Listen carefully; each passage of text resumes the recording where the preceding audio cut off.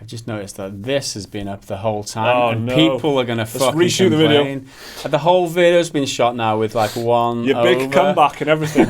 This is my Torpedoed. It's like, I'm back, everybody.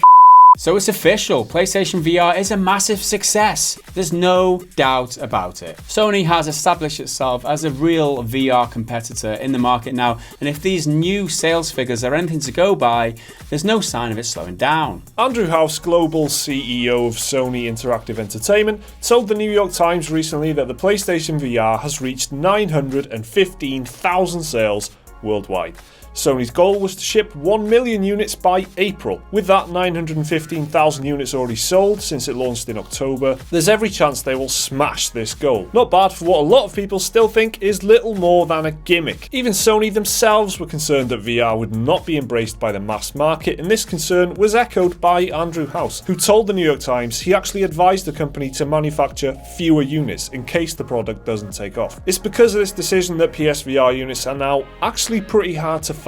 There is limited stock all over the world and the demand just keeps on increasing. In his interview with New York Times, Mr. House mentions that in Japan, whenever there are stock updates, people line up outside retailers hoping to get their hands on a headset. Following the success of PSVR, House says that manufacturing will catch up to meet demand and hopes to open sales in Latin American markets very soon. But you have to wonder how well this thing would have sold by now if there was enough stock available to buy. Exactly, that is a great point. I myself have been interested in PSVR. I recently bought a Vive, but I was interested in PSVR, and Liam in the office as well.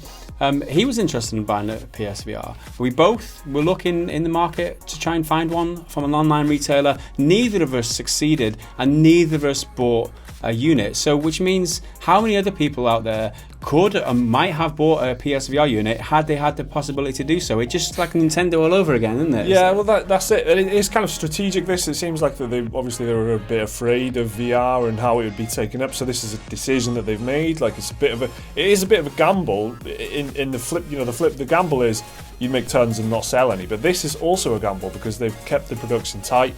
A lot of people want this thing and they just can't buy it. Yeah. So this is a decision that they've made. Like, it's just, it feels to me like they've kind of been a bit surprised by the uptake in that case. If they didn't have enough, and then there's just outselling the amount of products that they've actually got, it's quite obviously good news for them. But they've obviously been surprised by how popular it's been, which is slightly concerning. Does it not concern you that they didn't have faith in their own sales? Yeah, I think it's probably. I think they were afraid of the whole VR thing in general, rather than not having faith in their own product. I bet they were afraid of just failing of VR. The whole market. They were just worried that people aren't convinced yet. I still don't think people are convinced, because any kind of discussion you see on it on the internet, there's a lot of skepticism still about VR. And the bottom line is, to convince people, you've got to get units in people's houses, in their hands, and missing the opportunity like they did for me to buy one and Liam to buy one, that momentum is gone for me. Now, I don't want to buy one now. I'm not in the market. Maybe I might be again in the future, but they've missed that sale. That's the point. They've missed the opportunity to get as many as they could out there. So I don't know how much damage that's actually made overall. This is good news that they've sold almost 1 million so far, but how well could it have done is the question. One thing we haven't discussed yet is why exactly the PSVR is so popular. It's got some good word of mouth and enjoyed favourable reviews at launch. Critics have praised how comfortable it is to wear for prolonged periods of time, something which has been a common criticism of the Rift and the Vive. Critics also praise the tech powering the headset. Most praise is aimed at the image quality and clarity, as well as the head tracking, which makes camera movement less prone to motion sickness, a common VR problem. And the library of games, whilst limited, has received strong reviews too, like Batman Arkham VR, Riggs Mechanized Combat, and Battlezone VR have all been praised as must-have VR games. PSVR also has the biggest AAA VR game yet. Resident Evil 7's VR mode is exclusive to the PSVR for 1 year and lets players experience the entire game in VR, with many reviewers calling it the best way to experience the game. Whilst there isn't a huge selection of games on the PSVR, as more units get sold, it will only attract more developers looking to get into the VR market. But there's one huge factor for me that actually explains the PSVR's success, and that's the price. Priced at £349 here in the UK, it is the most affordable VR headset by some margin, and it makes for a great entry point into VR gaming. To get the full VR experience from PlayStation, you also need the camera, which is an additional £40, and of course a PS4, but as many of us already own a PS4, it is one less expense. Compared to the HTC Vive, which costs £800, and the Rift, which costs $499, not including the motion controllers, the PSVR is the much more attractive option for those who are a bit more budget conscious. Yeah, so affordability and ease of use, which are two of the PSVR's biggest strengths, are really important whenever there's any new kind of tech. You've got to make it affordable for people and really easy and comfortable to use. So the PSVR is the cheapest headset, and it's also the most comfortable, you know, the easiest to put on your head. It doesn't feel heavy, and that's what all the kind of reviews are saying, compared to the Vive or something, which can, you know, having tested it ourselves, after extended periods, it can feel like a bit of a weight on your head, which is a huge factor if you're going to be gaming for long periods. It is a big consideration. For the people who will only pick it up and play for half an hour, those casual gamers, it's not too much of a problem for a heavy VR headset like the Vive, for instance.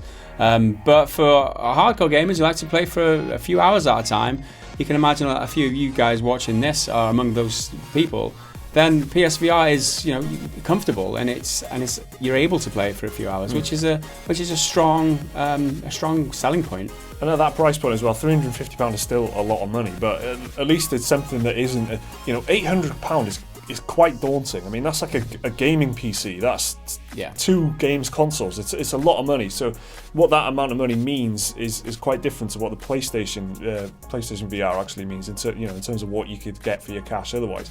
And what they've done, Sony, they've aimed, I think, they've positioned this as the thing that makes VR mainstream. They've made it, you know, they've brought the specs down a little bit, so it's not as advanced as the HTC Vive, and the trade-off is you don't need that big setup. You don't have to put cameras up in your room and stuff like that. It's just put it on your head and you play it. It's as easy as that. So ease of use and affordability is so crucial, and that's why it's been selling so well, I think. Because it's so easy to buy and use. Yeah, I think one of the considerations for me, having bought the Vive and played the Vive a lot, originally bought it because of how much more powered it was. I could use my PC with it, which I already had a beefy PC, so it complemented buying a Vive. The resolutions are much higher, and you know, all around more games, I guess, in the long term. But my concern now is with the PSVR being in so many households that people are using it as a benchmark for what VR can achieve, when I know personally that VR can be a lot better than the PSVR, because the Vive itself, being able to walk around in space, which you can't do on the PSVR, you can do on the Vive.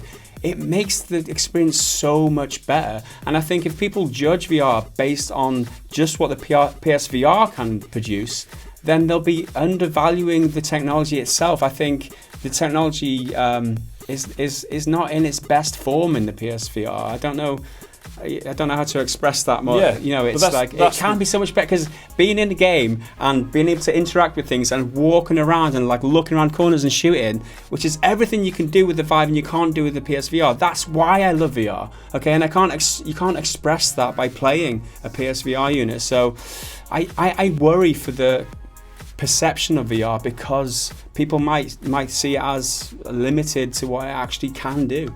It is clear by now that Sony has a huge lead over its VR competition. Superdata Research estimates there were 243,000 Rift headsets sold, and the Vive is estimated to have sold 420,000 headsets by the end of 2016. That gives the PSVR a huge lead in sales and makes it the clear market leader. The PSVR success is great news for VR in general, because more units sold just means a bigger market. A bigger market means more developers will get on board and develop games for it. And so far it looks like Sony is making the biggest push in taking VR gaming mainstream, because of its comfort, because of its good games, and because of the low price point. So that's your lot from us today, guys. Let us know what you think about VR down in the comments below. Do you think it's a gimmick? Have you even tried it? Are you excited for the future of VR? Let us know what you think. Hit the like button if you enjoyed the video. Hit the subscribe button if you're new around here. Check out some more of our content around about here.